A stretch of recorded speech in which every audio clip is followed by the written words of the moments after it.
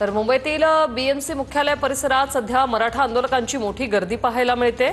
ही दृश्य आपण पाहतोय। पोलिसांचा देखील बंदोबस्त जो आहे तो वाढवण्यात आलेला आहे। ठिकठिकाणी बॅरिकेडिंग करण्यात आलेलं आहे। मात्र आंदोलकांची गर्दी जी आहे ती सध्या या ठिकाणी दिसते। आजचा 5वा दिवस आहे। मात्र 12 पर्यंत मुंबईचे रस्ते मोकळे करा असे आदेश काल कोर्टाकडून देण्यात आलेले आहेत। त्यामुळे आता हे आंदोलक काय भूमिका घेणार हे पाहणं महत्त्वाचं असणार आहे।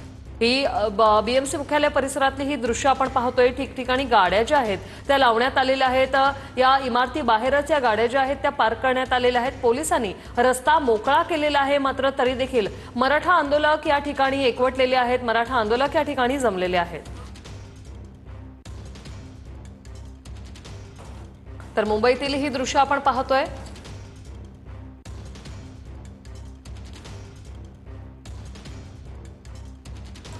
मुंबईतील बीएमसी मुख्यालय परिसरातून ही दृश्य आपण पाहतोय।